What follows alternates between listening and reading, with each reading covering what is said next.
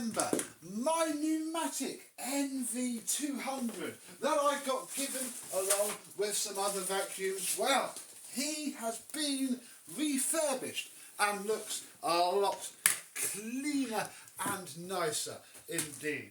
We just have a couple of mandatory things to fit and then a couple of modifications that I would like to do, and yeah, we can see how this machine turned out.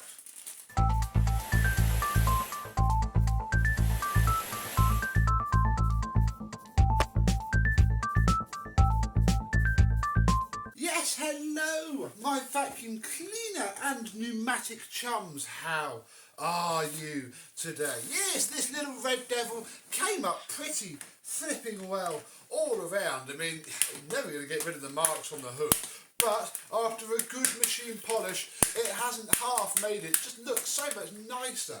Takes your eye off and, you know, gives it a gloss, and now it's covered in water because this was waiting outside for me when I came home in the rain. How fab. So, I mean, we only got this with him, and the hose, it got washed. The hose cuff does do that, but I mean, it's not cracked.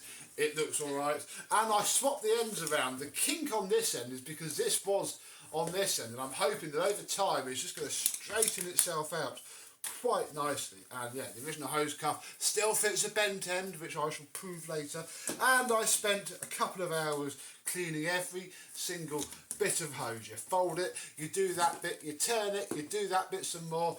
Well, you watch the telly, and it's complete overkill, but it doesn't half make the hose look really nice indeed. Also looks really nice is old Cross-Eyed himself. The pneumatic writing is okay. I mean, you know, it faded a little bit as I cleaned it, but I was very careful and did the best as I could. And yeah, full machine polish all over, bar that bit.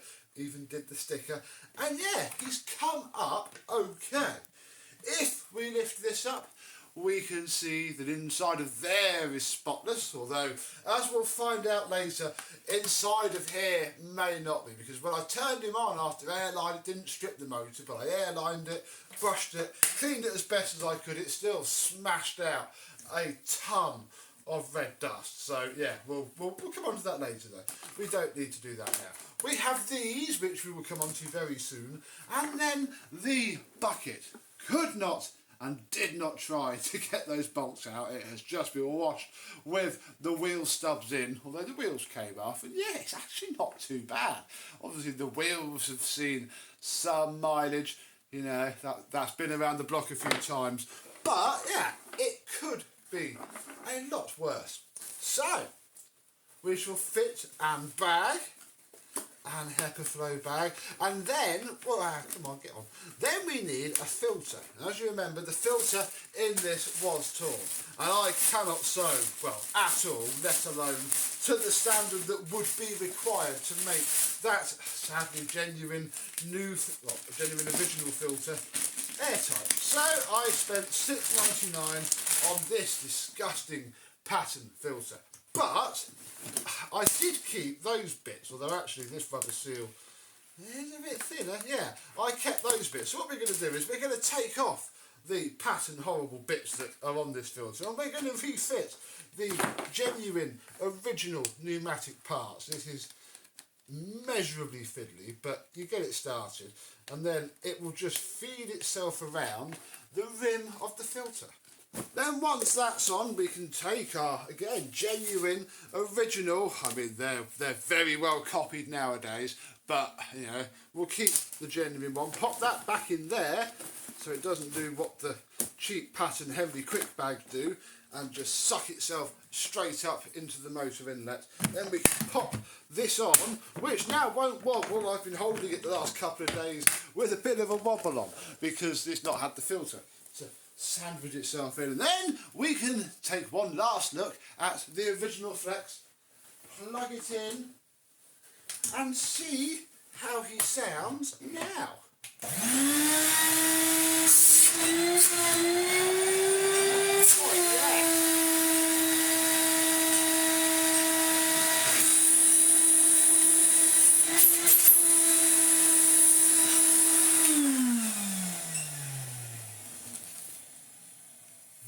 Very nice indeed. He sounds better. Again, didn't take the motor apart, but I pulled so much fluff out of the fans, that helped.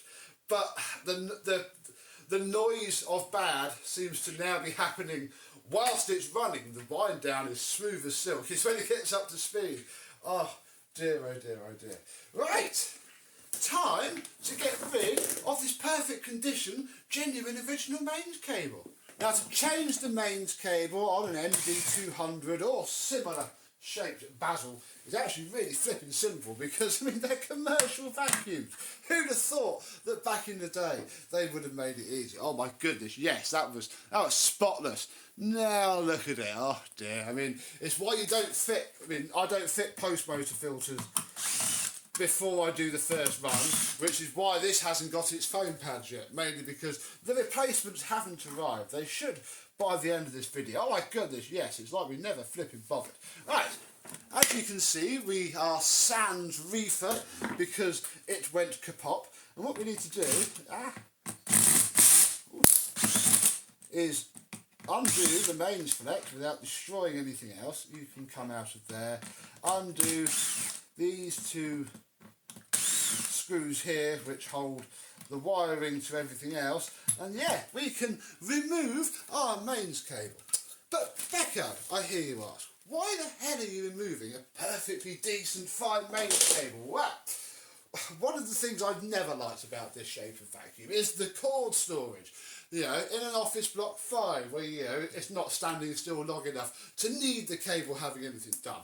But for me, I don't like it. So, I thought we would try something. What I have here is, can't remember what the IEC number is, but these are all different types of IEC cable. This is an extension cable, and I call it, you know, a PC plug because that's what it is.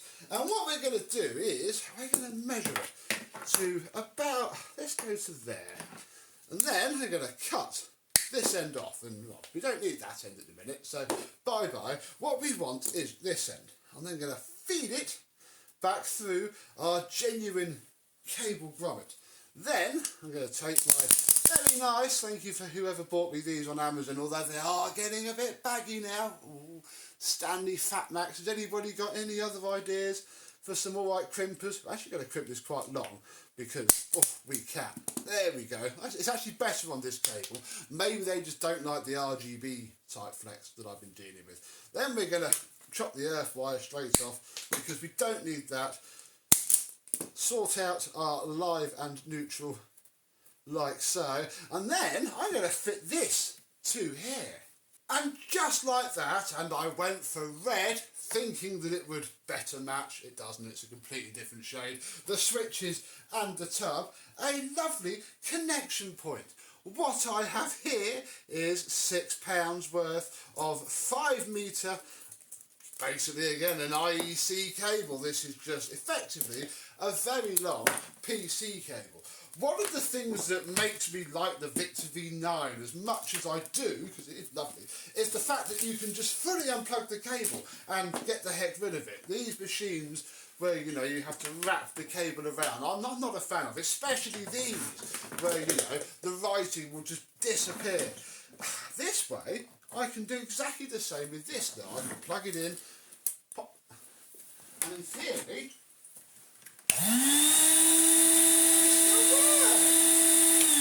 I don't need a massive 10 metre flipping cable in this house. Plugged in there, I can do the entire ground floor, and when I'm done with it, I can just simply unplug this and wind it up eventually when it stopped being so flipping kinked out of the way.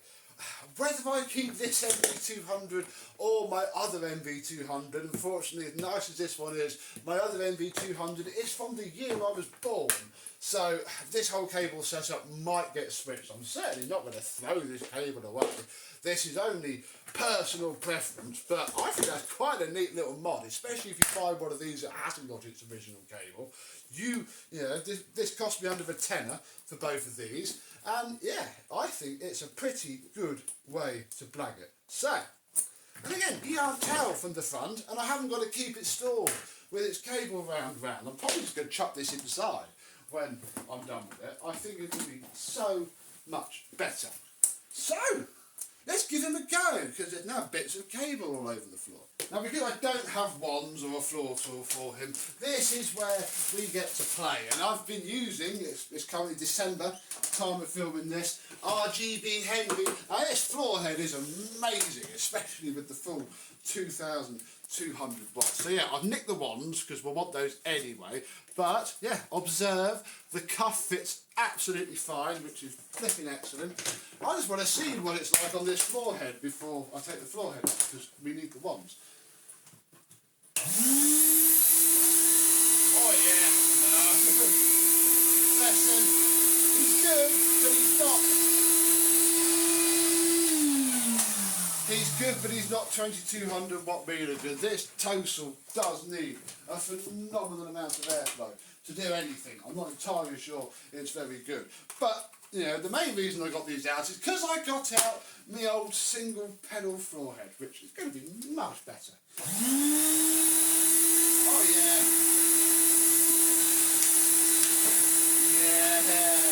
Oh, I love this.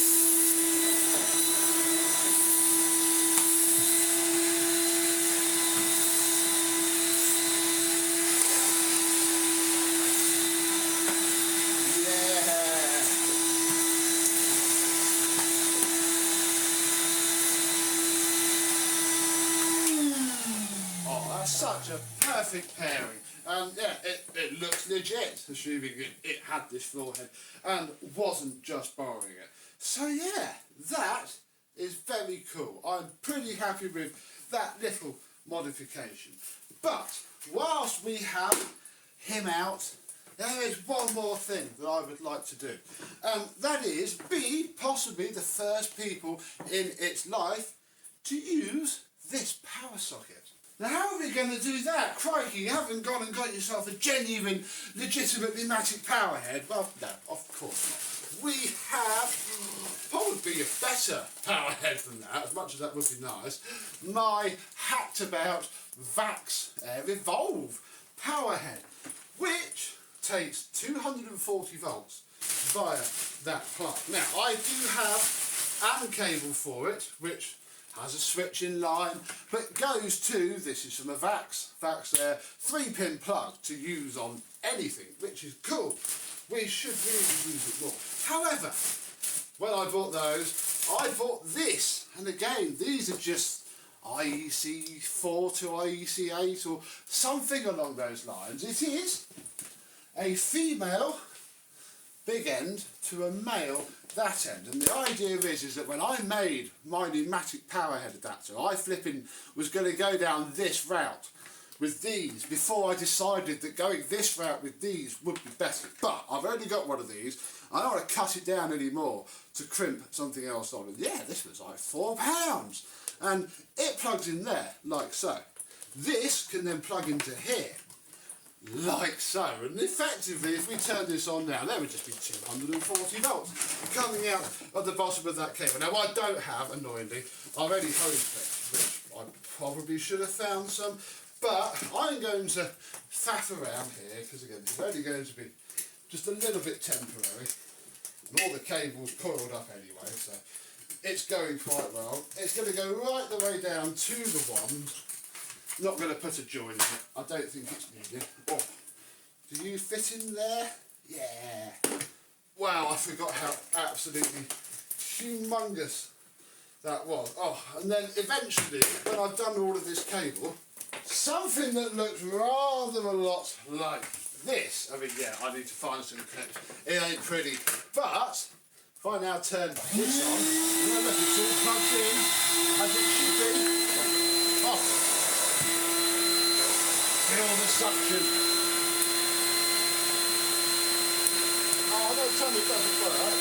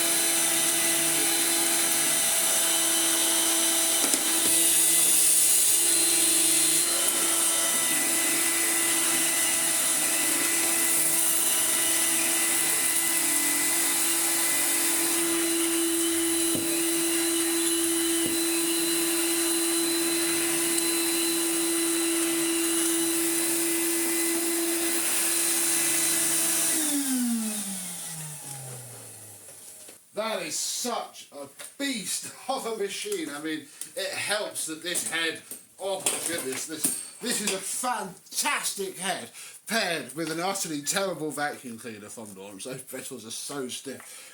Paired with something like this, blimey, you could just do that all day long, mowing the carpet down. Almost. This cable works really well. What went wrong was one of the cables, one of the plugs, came out the back of the power socket. So yeah, there was just no power. Quickly checked the head, which I knew did work, and yeah, quickly plugged that back in. Oh, this is a little bit of a faff, but you know, it could be a lot worse. I mean, I can now use that adapter without making it any shorter with all of my pneumatics, with this head and some others that I do have planned to sort. I must get round to them. Comment down below if you'd like to see that. But yeah, you know, this can all sit together along with that, and that is glorious. This part, well, when I'm done with it, I can simply unwrap the cable, wrap it up. Hopefully it'll become a bit less kink as time goes on. Oh blimey, it is packet fresh. Give it a nice wind up, just like so. And then, when I'm done with it, we can pop the cap here, and I can probably just drop it on the filter. And there we go. It will sit better when it's... no, don't let me down now. I know you're all wrapped up. I don't really care. Clip, clip. There we go. Yeah, I can now store him just like that. This will just hang off down there. It is missing its little cord hook, which is a bit of a shame because that would probably then sit behind it. But yeah, it can now, for all intents and purposes, just be like that. If I want to use him, I don't mind too much getting the cable out and putting him in. Again, I can always still wrap it around the tub, should I fancy. But yeah, I think this works very well. Although this may come off of this machine if I get rid of this, and I'll put its cable back on, and I'll keep this for my own NV200, which yeah, solves a huge hatred I had of these. Now it's much better. God, look at his little happy cross-eyed face. So, that's nearly all the job's done. There is just one more thing when the postman comes. And then the last little job that we need to do is under here. Oh my goodness, yeah. It looks like I've not bothered to do anything at all to it. Oh, I mean, I tried my best, but yeah, all this fluff is still being... It's good that it's coming out, I cannot lie. It's probably going to be wise for me to give this another airline out in a second. But first, we need to put something in this hole.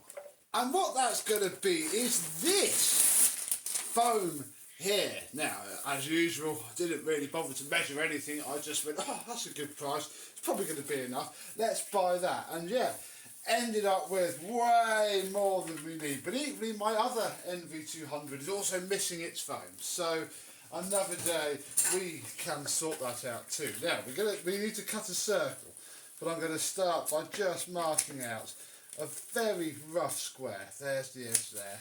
There we go. And I mean, the idea is quite simple. I'm going to cut out and circle with this. It's aquarium filter, coarse aquarium filter. To act, I mean, do I just stick it like that? That's probably going to be enough. It'll sit over the motor there. I had the hot glue gun here. Let's see what I can create. There we go. That'll do. It is pretty much exactly what was there before, just a bit more modern and not going to fall apart. So, that's the first bit. The second bit obviously sits under here, roughly. That'll do. And, I mean, we can be a little bit vague with this to start with. We'll cut you up to there. Then, I'd say, we'll go up one more click, and then we'll cut it across. And, I mean, like that is pretty much there. All I've got to do is work out the best way to cut this, unless I actually go the other way. Now I think about it, and I actually cut a piece and glue it to the back of the grill. I don't know though, because that's not how it was originally, is it? It was just a loose piece of foam that would have been pushed up against the grill, I'm sure. But oh yeah, no, that's still far too tall. let's waste even more of it. There we go. I mean, like that. Again, by the time this is all on, it's going to hold it fairly strong. It's going to blow itself into position anyway. I mean, looking at my viewfinder now, you can't see anything anyway. So I think I'm going to button it up and we'll see how that works. So has that made any difference? I can imagine it's about to go very brick dusty again, annoyingly.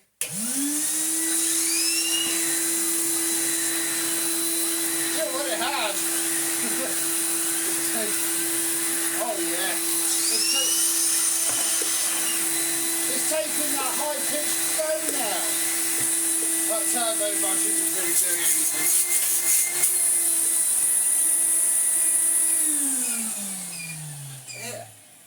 Oh yes, now that we've sorted the little motor wind down noise, those two pieces of sound then, obviously the exhaust there, smashes into this and then comes straight around and out of there. And I mean, I guess you could go further and fill the inside of this, but then you wouldn't want to arrest the airflow too much. You know what happens to a Dyson when it clogs up and the airspeed drops. This needs to shoot around here and then just gets buffeted from out there, and oh my goodness, what a difference that makes. So this is now classed as done, whether this cable is a temporary thing for this machine or not, because I still have my original NV200 that somebody very kindly gave to me, and I was originally a little bit iffy about which one to keep, but thinking about it, the other one is from my birth year. So I think the best way to do is to end this video here, fetch him down from the loft, and I think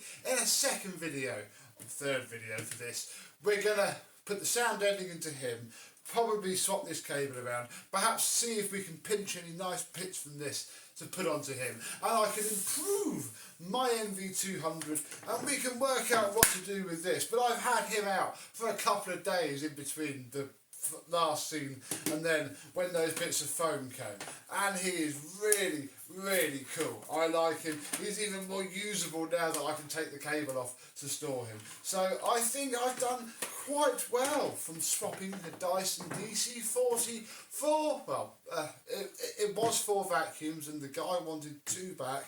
So I've still got the Vax Power Nano. Let me know if you want to see another video on that. And this NV200, yeah, little cross-eyed Henry, came out very well indeed. What should we do with him? Well, let me know down below. But yes, I and this will see you soon. Bye bye.